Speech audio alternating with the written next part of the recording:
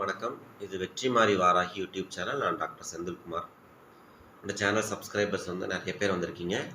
நிறைய பேர் வெயிட் பண்ணிகிட்ருக்கீங்க, ஏதாவது வீடியோஸ் போடுவோமா அப்படின்ட்டு. ஓகே, எனக்கு வந்து டைம் கிடைக்கும்போது நான் வீடியோஸ் போட்டுட்ருக்கேன்.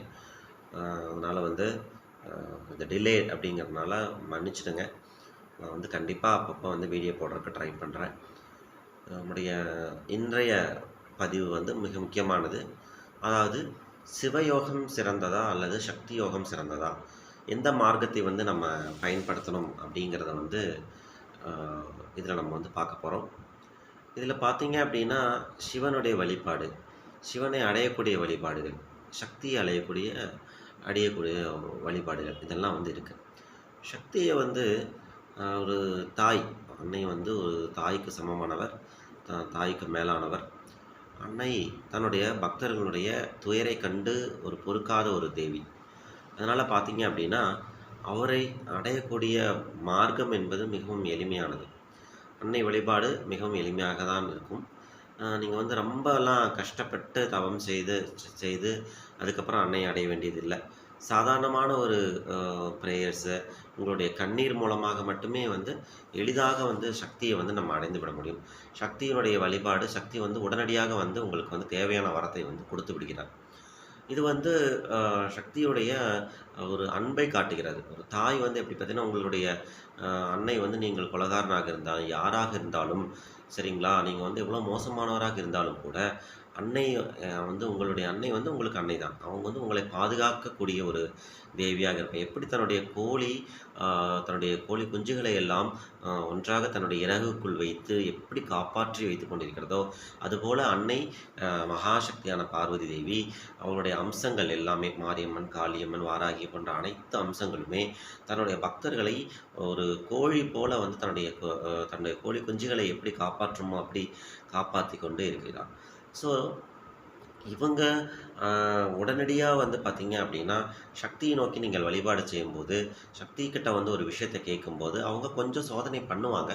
இருந்தாலும் வந்து அவங்களுடைய துயர் ஒரு உச்சத்தை அடையப் போகிறது. அவனால் வந்து இதுக்கப்புறம் வந்து முடியாது அப்படிங்கிற ஒரு பேரபிள் லிமிட்டுன்னு சொல்லுவோம். அந்த லிமிட்டுக்குள்ளே போகும்போது, அன்னை உடனடியாக பிரசன்னமாகி உங்களுடைய அந்த வரத்தை வந்து கொடுத்து விடுகிறார். அதாவது தன்னுடைய பக்தனுடைய கண்ணீரினுடைய அந்த கலக்கத்தை வந்து அன்னையால் வந்து தாங்கிக் கொள்ளவே முடியாது.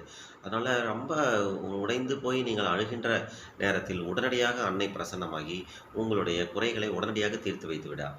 இதில் என்ன பிரச்சனை அப்படின்னு பார்த்தீங்கன்னா, உடனடியாக வந்து கேட்டதை வந்து அன்னை மகாசக்தி கொடுத்துருவாங்க. இப்போ ஃபார் எக்ஸாம்பிள் பார்த்தீங்கன்னா, நான் வந்து படிச்சுட்ருந்தேன். எனக்கு வந்து கவர்மெண்ட் ஜாப் வேணும் அப்படின்னு வேண்டுறேன்.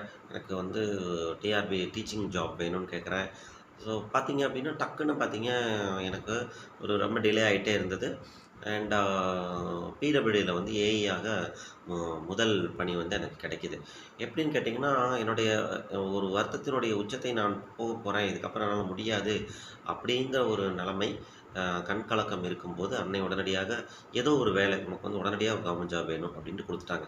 பட் அது வந்து என்னுடைய லிஸ்ட்டில் இல்லை. பிடபிள்யூ ஏஇயாக இருப்பது என்பது என்னுடைய லிஸ்ட்டில் இல்லை. நான் என்னுடைய விருப்பமும் பெருசாக இல்லை. அன்னைக்கிட்ட ஏதாவது ஒரு கவர்மெண்ட் ஜாபாவது கிடைச்சா போதும் தாயே, என்னால் முடியலன்னு அழுதேன்.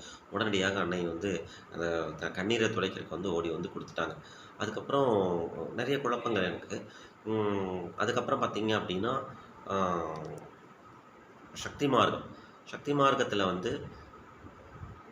இந்த அடுத்த லெவல் ஆஃப் ப்ரேயர்ஸ் பண்ணும்போது அன்னை வந்து மறுபடியும் வந்து பார்த்திங்கன்னா, டிஆர்பியோடைய வேலையை வந்து அன்னை வந்து கொடுத்துறாங்க. ஸோ இப்போ நிறைய கன்ஃபியூஷன்ஸ் எனக்கு, எதில் போகிறதா, அதுக்கு போகிறதா, மாற்றங்கள் அங்கேருந்து இங்கே வருது. அதாவது நம்ம கேட்ட உடனே கொடுத்தாலுமே அது பெஸ்ட்டானது அப்படிங்கிறத வந்து நானே ரொம்ப கஷ்டப்பட்டு சூஸ் பண்ணுற மாதிரியான ஒரு நிலைமை தான் வந்து இருந்தது. இது வந்து பார்த்திங்க அப்படின்னா, சக்தியுடைய யோகம். சக்தி யோகம் வந்து மிக எளிமையானது, உடனடியாக கிடைக்கக்கூடியது. இப்போ சிவயோகம் பார்த்தீங்க அப்படின்னா, அவ்வளோ வந்து எளிமையானது கிடையாது. சிவன் மட்டும் இல்லை, ஆண் தெய்வங்களான ஐயப்பன் வழிபாடோ அல்லது ஆஞ்சநேயர் வழிபாடோ இவை அனைத்துமே ஒரு எளிமையான வழிபாடு அப்படின்னு நம்ம வந்து சொல்லிட முடியாது. ஸோ இதில் பார்த்தீங்க அப்படின்னா, சிவனுடைய ரூபங்கள் அதெல்லாம் வந்து மிக வித்தியாசமாக இருக்கும். ஸோ இந்த சிவ வழிபாடை பற்றி நம்ம மறுபடியும் அடுத்த வீடியோவில் பார்ப்போம்.